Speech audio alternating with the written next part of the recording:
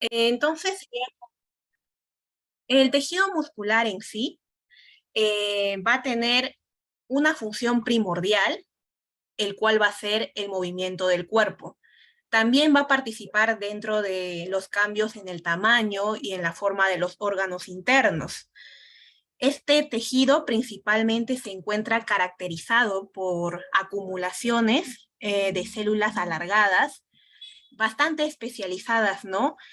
Principalmente en la función de la contracción. Van a existir, si bien se conoce que existen otras células que tienen la capacidad contráctil, tales como las células mioepiteliales, los miofibroblastos, los pericitos, ¿no? Estas son otras células que van a tener esta capacidad contráctil. El tejido muscular en sí se va a clasificar en función del aspecto de las células contráctiles. Existen dos tipos de músculo, el músculo estriado, el tejido muscular estriado y el músculo liso. Podemos hablar primero del músculo liso. El músculo liso en sí no presenta estriaciones transversales, se va a caracterizar por eso, porque no va a presentar estas estriaciones transversales que son visibles en el microscopio. En cambio, el tejido muscular estriado sí va a presentar estas estriaciones transversales, ¿no? Y estas estriaciones se van a poder observar dentro del microscopio. Este tejido muscular estriado, a su vez, se puede subclasificar según su ubicación en los siguientes tipos. El músculo esquelético, el cual se va a fijar al hueso y va a ser responsable principalmente del movimiento, tanto de los brazos, de las piernas. Así también va a mantener la posición y la postura corporal. Además, este músculo esquelético los vamos a encontrar en el ojo. En el ojo podemos recordar un poco de anatomía, los músculos oculares extrínsecos. Estos vendrían a ser también músculos esqueléticos que van a ocasionar, ¿no?, este movimiento ocular preciso. Ahí lo podemos encontrar también este músculo esquelético. También tenemos el músculo estriado visceral. En sí, el músculo estriado visceral no se encuentra dentro de la clasificación de dentro del curso, pero en el ROS, en el libro del ROS, sí encontramos este músculo estriado visceral. Este principalmente se va a caracterizar porque es idéntico morfológicamente al músculo esquelético, pero va a estar restringido a estos tejidos blandos. Por ejemplo, tenemos a la lengua, la faringe, también parte lumbar del diafragma y parte superior del esófago. Principalmente este músculo estriado visceral va a tener un papel esencial en el habla, ¿no?, en la respiración, en la deglución, entre otros.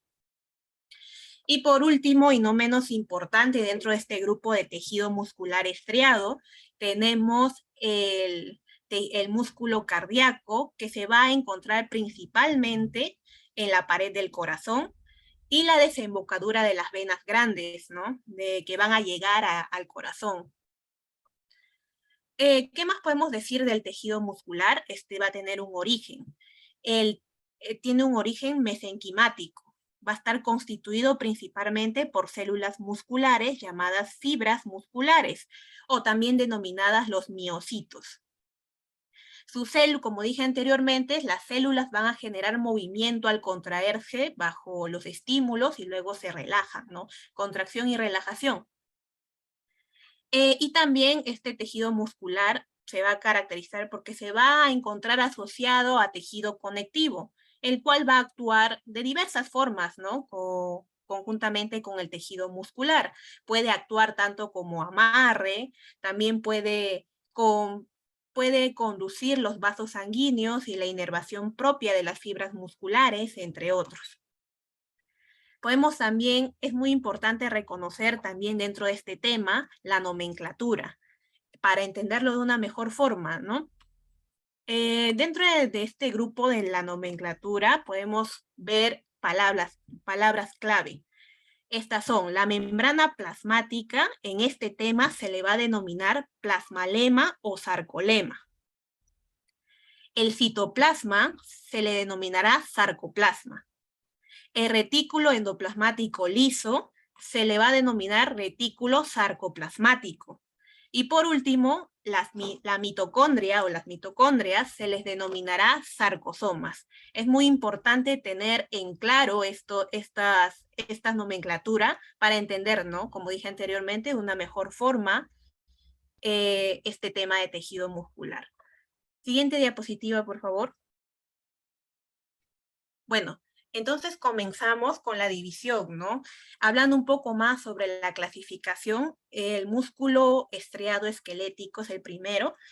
La organización macroscópica, ¿no? El músculo estriado esquelético va a consistir en haces de fibras musculares que se le denominan los fascículos. Cada uno de estos fascículos está compuesto por un conjunto de fibras musculares alargadas. La fibra muscular consiste, ¿no?, en una serie de unidades longitudinales, las miofibrillas, ¿no? A su vez, compuestas por miofilamentos de dos tipos, los gruesos, que pueden ser los de miosina, y los delgados, que pueden ser los de actina. Los miofilamentos están organizados de un modo específico que confiere a la miofibrilla y la fibra un aspecto estriado transversal, ¿no? Es importante también recordar, eso lo vamos a ver más adelante, que la unidad funcional de la miofibrilla es el sarcómero, ¿no? Que se va a extender en ambas direcciones, desde una línea Z hasta una línea Z para la siguiente, ¿no? Podemos ver en la imagen, podemos ver el músculo que está siendo rodeado por tejido conjuntivo. Dentro del grupo de este músculo estriado esquelético, estos se van a rodear de tejido conjuntivo. Y este tejido conjuntivo se va a denominar tanto epimicio, perimicio y endomicio. Esta diferenciación en el nombre se debe a que van a rodear diferentes estructuras en sí. Por ejemplo, podemos ver que el epimicio va a rodear al músculo en sí, va a formar la aponeurosis. El perimicio, que vendría a rodear el fascículo. El fascículo, como podemos ver en la imagen, vendría a ser una parte del músculo en sí. Podemos ver en la imagen que el músculo estaría conformado entonces por un conjunto de fascículos. A su vez, este fascículo está conformado por fibra, y esta fibra está siendo rodeada por el endomicio. Y a su vez esta fibra está conformada tanto por el sarcoplasma como el núcleo. La actividad del músculo estriado esquelético se caracteriza principalmente porque tienen una contracción fuerte, una contracción voluntaria, discontinua, ¿no? ¿Qué más podemos decir sobre las cubiertas del músculo esquelético? En sí, este tejido conjuntivo va a ser bastante rico en vasos sanguíneos y en ramificaciones nerviosas. Eso también es muy importante saber. Bueno, eso sería todo con respecto a esta PPT. Siguiente diapositiva, por favor. Bueno, como dije anteriormente, la unidad contráctil vendría a ser el sarcómero. El sarcómero es la unidad contráctil básica del músculo estriado. Este vendría a ser una porción de una miofibrilla entre dos líneas Z adyacentes, como se puede ver en la imagen. Un sarcómero también puede medir aproximadamente de 2 a 3 micrómetros en el músculo relajado, ¿no? También se puede distender y puede también proceder a una contracción, ¿no? Al contraerse, este puede reducirse hasta alcanzar, ¿no? un tamaño de un micrómetro, ¿no? Podemos ver también que el sarcómero se encuentra conformado por bandas. También se puede ver en la imagen. La banda A en sí vendrían a ser los filamentos de miosina solapados con los de actina. La banda I son filamentos de actina que parten del disco Z. La banda H en sí vendrían a ser filamentos de miosina sin solapamiento con los de actina. Y el disco Z, que se puede ver acá en la imagen de verde, vendría a ser el lugar de anclaje. El lugar de anclaje de los microfilamentos de actina y otras proteínas, ¿no? Es importante recordar también que siempre tengan en cuenta esto. Los filamentos gruesos van a contener miosina y los filamentos delgados van a contener actina. Luego también, ¿cuáles son las características, ¿no? de estas células que van a conformar el músculo estriado esquelético? Estas se caracterizan por ser largas, por ser cilíndricas y por ser multinucleadas. Importante también tener en cuenta esto. Es importante reconocer también la unidad estructural y funcional de la fibra muscular. Este vendría a ser la miofibrilla. Es importante diferenciarlo, ¿no? La unidad contráctil es el sarcómero. La unidad estructural y funcional de la fibra muscular es la miofibrilla. Estas miofibrillas están principalmente compuestas por haces de miofilamentos. ¿Y qué son estos miofilamentos?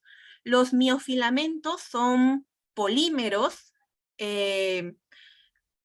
principalmente de miosina, los filamentos gruesos, y de actina, ¿no? Y las proteínas asociadas a esta, los filamentos delgados. Estas miofibrillas va a contener, ¿no? 4 proteínas principales, lo que ya expliqué, miosina y actina, y también va a poseer tropomiosina y troponina. Los miofilamentos en sí vendrían a ser los verdaderos elementos contráctiles del músculo estriado. Principalmente los haces de miofilamentos que van a componer la miofibrilla están rodeados por un retículo endoplasmático liso. Este va a estar muy bien desarrollado y también se le va a denominar, ¿no? Como dije anteriormente, el retículo sarcoplasmático.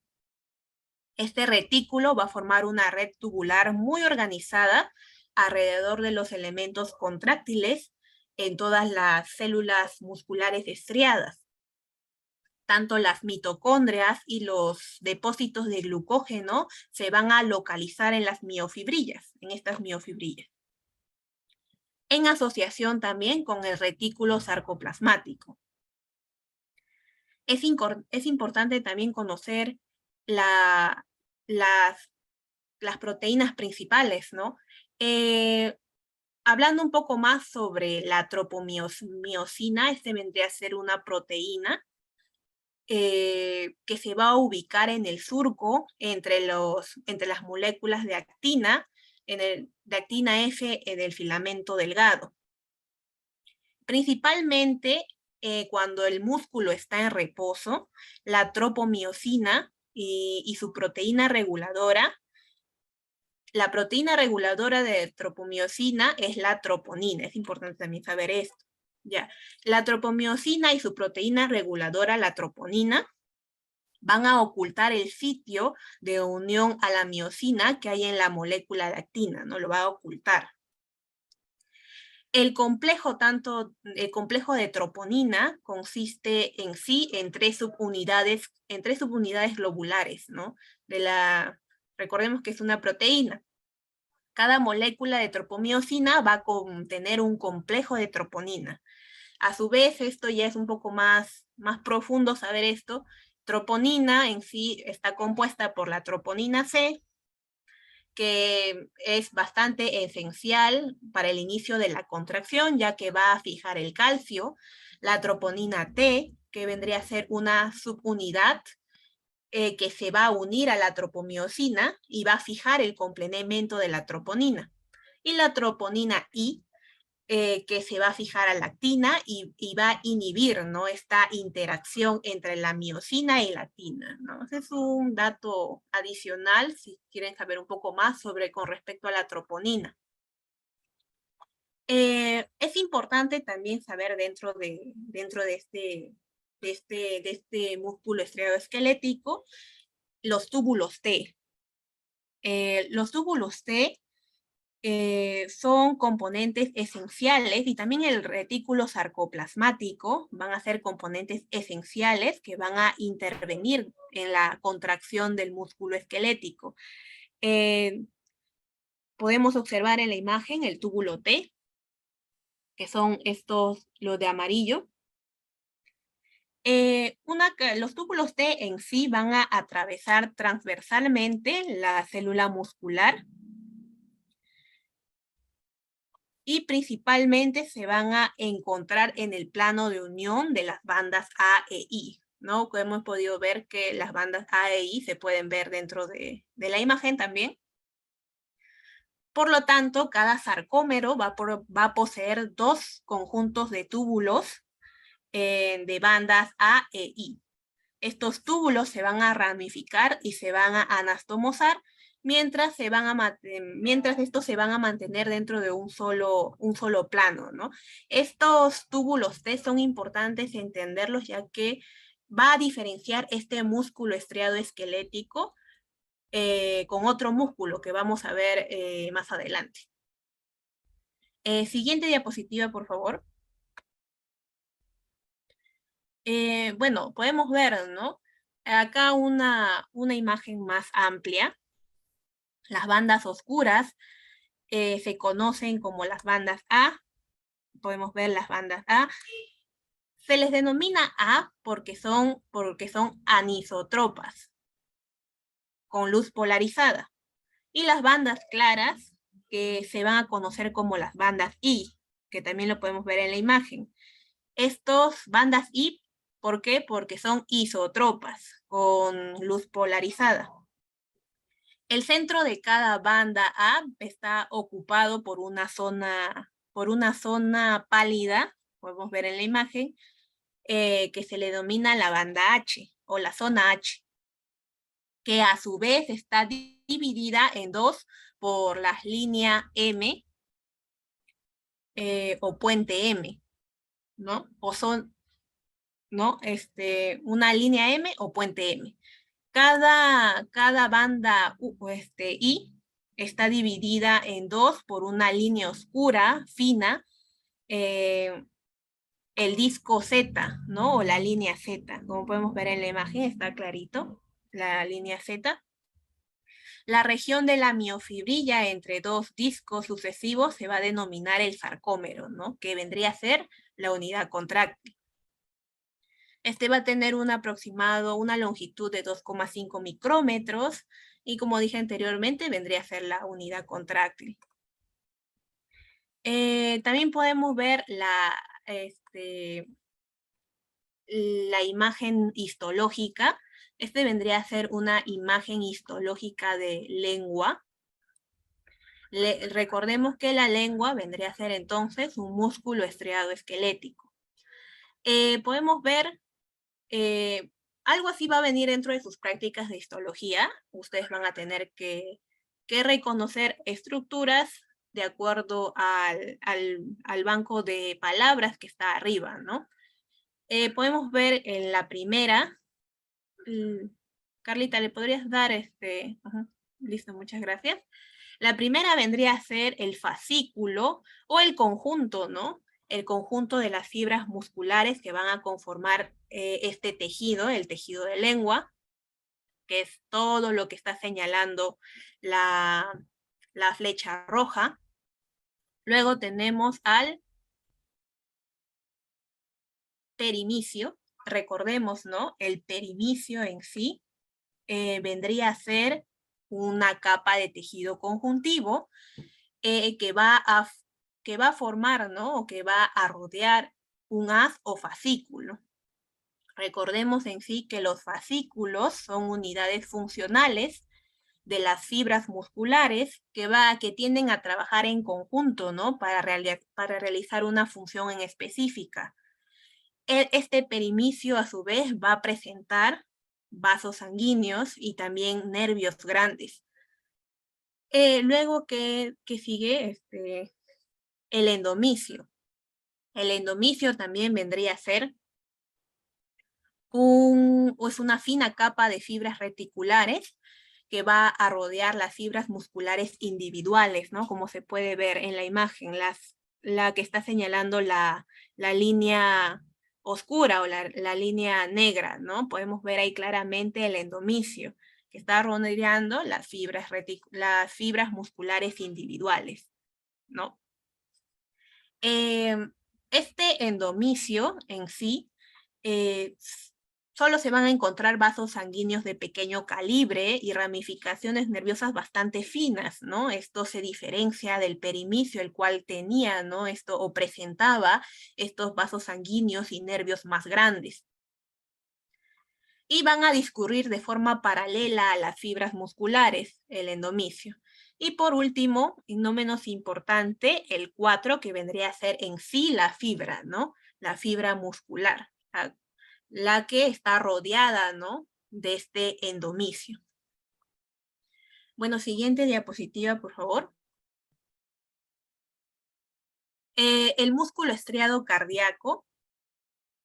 Es importante saber con respecto al músculo cardíaco, es que en sí es un músculo estriado involuntario, es muy activo, se va a localizar solamente, este músculo solamente, es importante recordar, se va a encontrar en el corazón y en la porción de las venas pulmonares en su unión, ¿no? con este órgano, con el corazón. Este va a tener o va a proceder del mesénquima esplácnico, cuyas células, ¿no? Van a dar lugar al epicardio y al miocardio. Vendría a ser, ¿no? Parte del corazón. El músculo cardíaco en sí se diferencia de los músculos esqueléticos, del músculo esquelético y del músculo liso, en que va a poseer una ritmicidad intrínseca, se va a caracterizar por eso, una ritmicidad intrínseca y la capacidad de contraerse de forma espontánea. Un sistema de células musculares cardíacas modificadas se ha adaptado, ¿no? Para garantizar esta coordinación dentro de sus actividades contráctiles. Este sistema especializado se encuentra inervado autónomamente. Es autónomo en sí. Las características de este músculo estriado cardíaco va a poseer más mitocondrias en comparación de los otros tipos de músculo. También van a poseer fibras cardíacas. Estas fibras cardíacas se van a ramificar. Importante. Este de acá solo va a poseer el endomicio, este tejido conectivo, conjuntivo, que va a rodear, ¿no? Va a poseer también 1 o 2 núcleos centrales y va a tener, ¿no? Miofibrillas y estriaciones transversales. También va a presentar una cisterna terminal y un túbulo T formando una diada y principalmente también va a tener una abundante red de capilares sanguíneos. Principalmente, las fibrillas poseen más sarcoplasma, más mitocondrias y glucógeno, ¿no? Y se van a contraer, ¿no? Su contracción va a ser de forma rítmica y espontánea, ya que la inervación vendría a ser autónoma. Mecanismos de contracción, como dije anteriormente, contracción rítmica intrínseca y las fibras de Purkinje, ¿no? Los tipos de músculo cardíaco, es importante recordar, tener en cuenta, ¿no? Los tipos de células que existen, que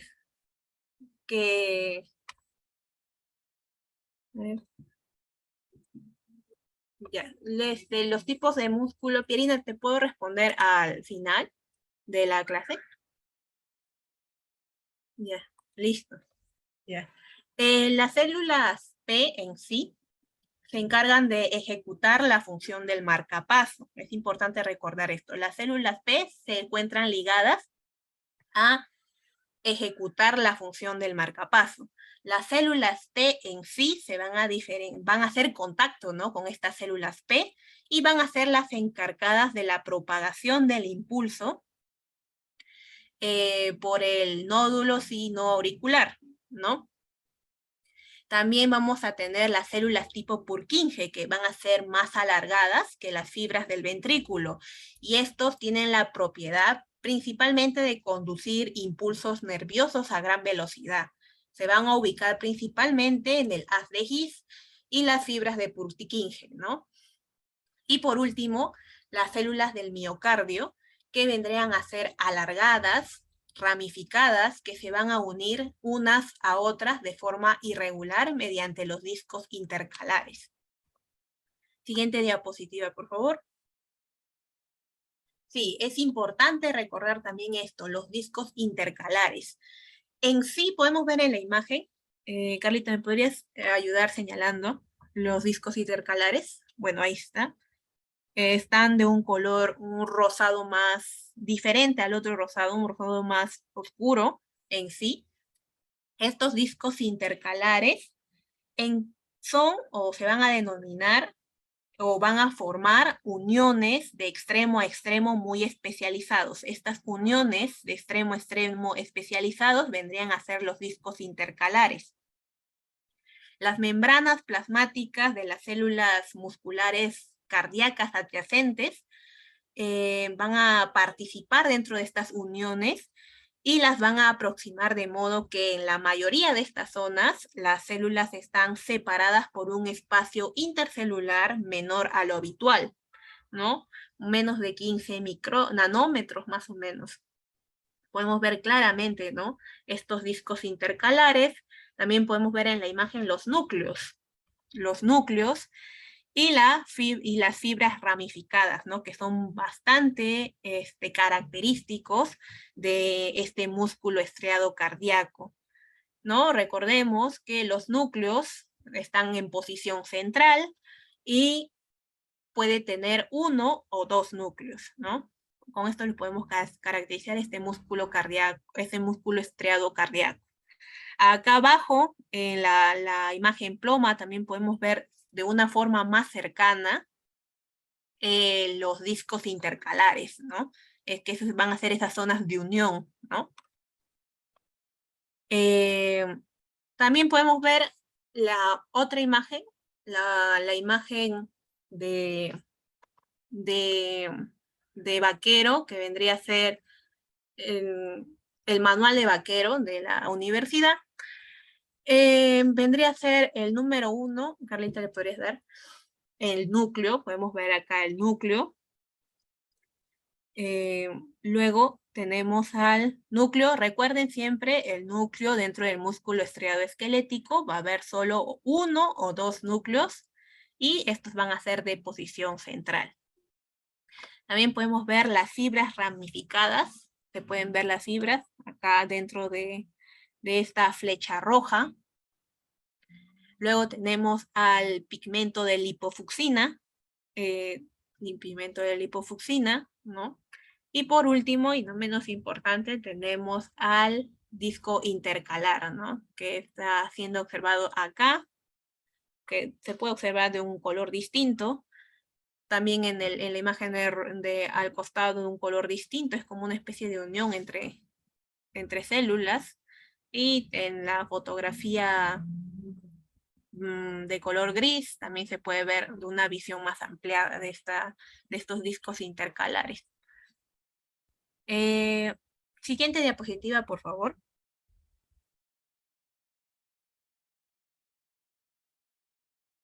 Principalmente se va a utilizar hematoxilina eosina para generalmente se utiliza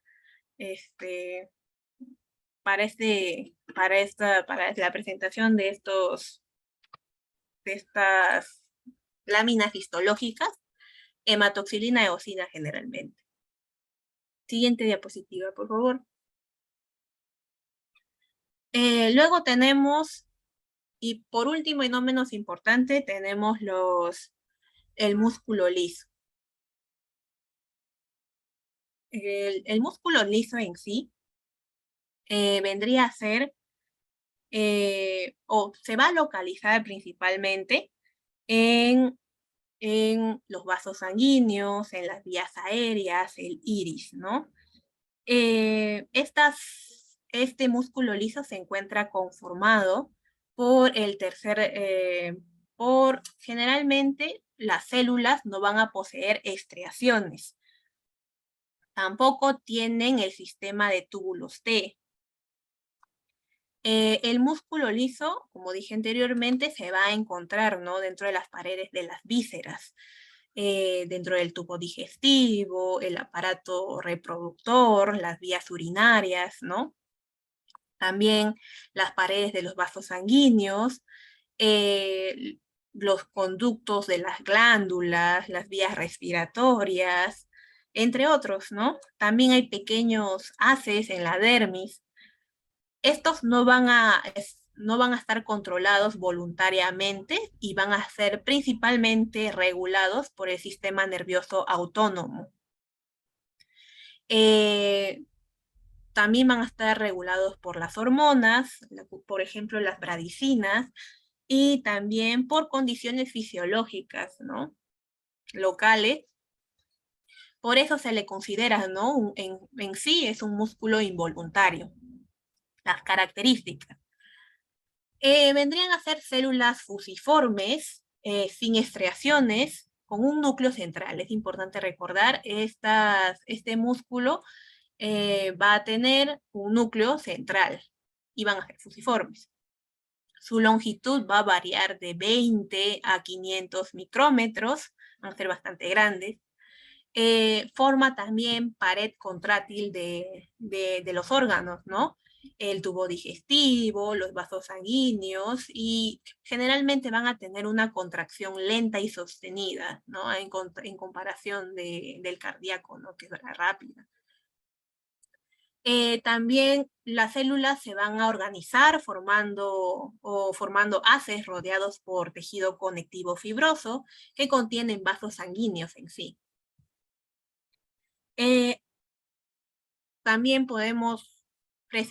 También se caracteriza porque presentan filamentos intermedios, tanto de desmina y vimentina, ¿no?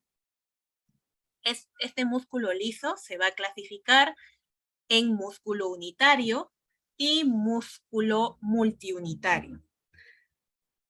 El músculo liso unitario, el cual tiene una sola unidad visceral, su membrana plasmática va a formar conexiones comunicantes con las de las células contiguas, ¿no?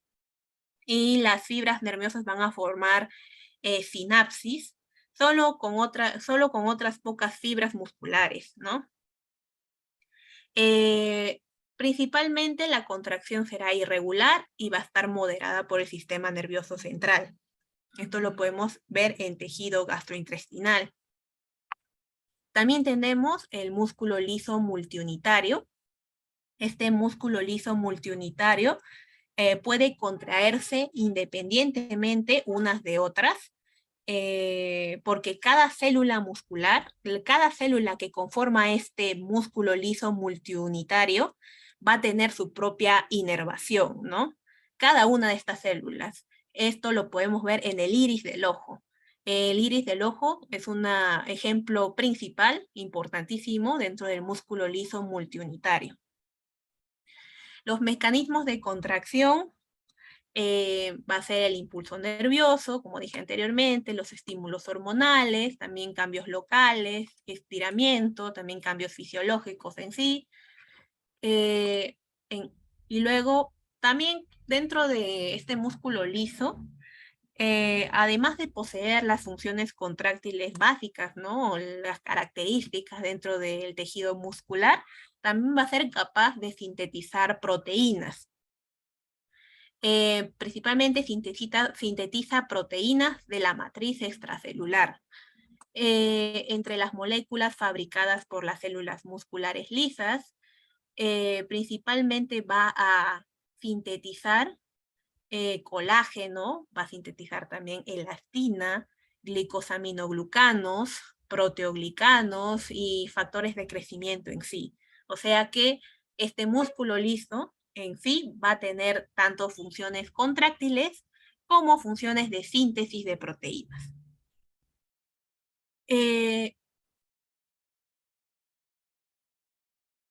sí, los mecanismos de contracción por impulsos nerviosos, principalmente en vasos, los estímulos hormonales, principalmente en el útero, ¿no? Y los cambios locales en la vejiga, ¿no? Podemos ver que el estiramiento en la vejiga o en el intestino, ¿no? Podemos ver esto dentro del músculo liso. Siguiente diapositiva, por favor. Bueno, entonces, ¿cómo podemos caracterizar las células dentro del músculo liso? En sí, la microscopía óptica va a revelar que las fibras musculares lisas son células cortas en forma de alargadas, ¿no? Alargadas con un núcleo situado en el centro, ¿no? Podemos verlo en la imagen, el núcleo también alargado, la célula en sí es alargada. Las fibras del músculo liso en sí van a ser alargadas fusiformes. Principalmente tienen una longitud aproximada de 0.2 milímetros, si es que no me equivoco. Y, y las células principalmente se van a estrechar en ambos extremos y la parte central va a estar expandida, ¿no? Y va a contener este núcleo ovalado. Y también este núcleo ovalado puede contener 2 o más nucleolos. E incluso se pueden ver los nucleolos dentro del núcleo, al costado del núcleo, se pueden observar. Están como que con una pigmentación más oscura, sí se llegan a observar. Bueno, podemos ver entonces en la imagen de la guía práctica de vaquero, podemos ver, ¿no? A ver, dale, Carlita. Células musculares lisas, ¿no? Podemos ver el corte longitudinal, la 1, podemos ver larguitas, alargadas, ¿no? Con su núcleo central, ¿no? También de forma alargada. Podemos ver también en el número 2 las células ganglionares. En el número 3 podemos ver el plexo de Auerbach. Es importante no recordar, ¿no? ¿Qué es este plexo? Este plexo de Auerbach, o también denominado el plexo mientérico, se va a encontrar situado, ¿no? Dentro o entre las capas musculares. Las capas, recordemos, la capa muscular circular y longitudinal, ¿no? A lo largo de todo el tubo digestivo, ¿no? Este plexo de Auerbach va a tener su función principal, o vendría a ser la coordinación de la actividad de las capas musculares, ¿no? Puede ver este plexo de Auerbach en la imagen, y también podemos ver a las células musculares lisas, pero en corte transversal, ¿no? El 1 vendrían a ser, son las mismas células, solamente que la 1 es la en corte longitudinal, pues solo vemos más alargaditas, y en la 4 vendrían a ser las mismas células, pero en corte transversal, ¿no? Pues solo las vemos más chiquitas, ¿no? También podemos ver sus núcleos ahí, de color moradito. Y bueno, siguiente diapositiva, por favor. Bueno, eso sería todo con respecto a este tema. Ahora creo que me han dejado algunas preguntas acá. A ver. Ya. A ver. El músculo cardíaco estriado también lo podemos encontrar en los vasos sanguíneos o venas y arterias. Sí, justo estaba diciendo, ¿sabes dónde vas a encontrar el músculo estriado cardíaco? Esto se encuentra siempre en el corazón y en las grandes arterias. Las grandes arterias o las venas importantes, las venas, por ejemplo, las venas pulmonares, ¿no? Que están bastante cercanas al corazón, ¿no? Ahí vas a encontrarlo. Eso generalmente, músculo estriado cardíaco, lo vas a encontrar corazón y las grandes arterias y las venas que llegan al corazón. Ahí vas a encontrar el músculo estriado cardíaco. Sí, a ver.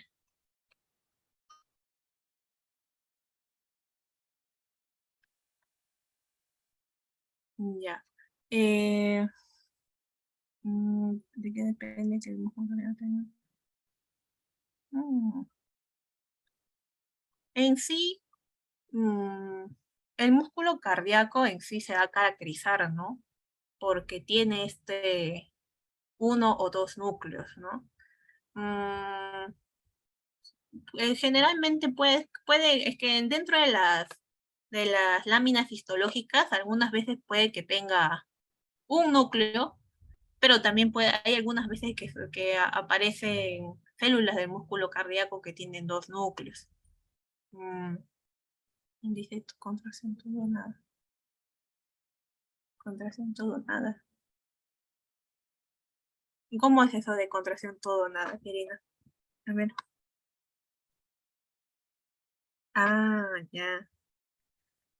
Bueno, con respecto a la contracción todo nada, supongo que se encontrará relacionado, ¿no? Con esta capacidad que tiene el tejido, el músculo cardíaco, de, ¿cómo se llama? De tener una contracción bastante fuerte y también que sea propia, ¿no? Autónoma, ya que este músculo cardíaco tiene una inervación autónoma. En sí no se encuentra ligado con la inervación de los órganos que lo rodean, es propio, es autónomo en sí. Ujú.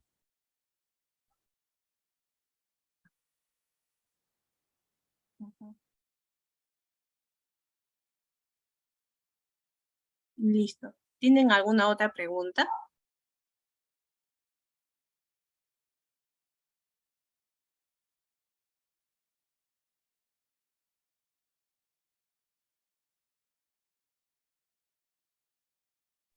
Ya. Con respecto a este tipo de músculos, ya se utiliza ese pigmento.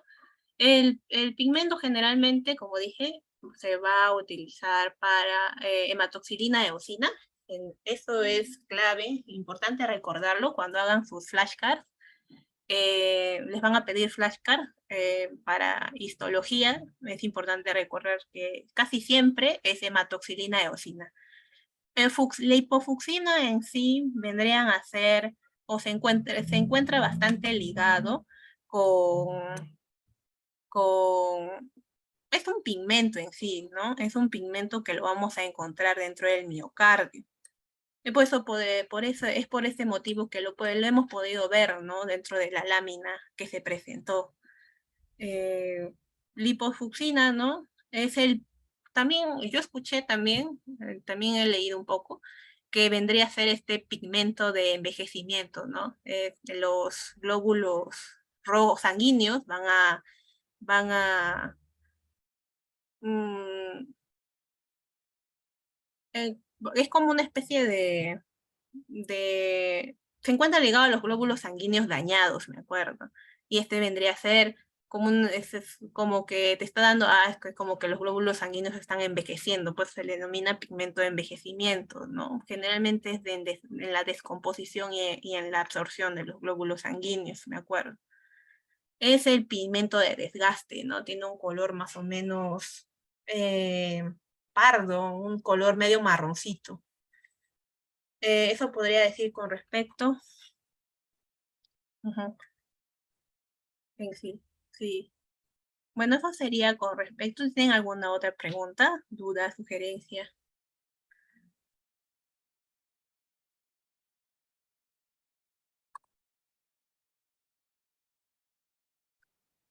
Ujú. Listo, chicos. Viendo que no hay más dudas, entonces se ha concluido con la presentación de este tema. Espero que les vaya bastante bien dentro de este curso de histología. Siempre vayan leyendo y viendo bastantes imágenes histológicas para que sepan reconocerlo, ¿no? Sepan reconocer estas láminas, ¿no?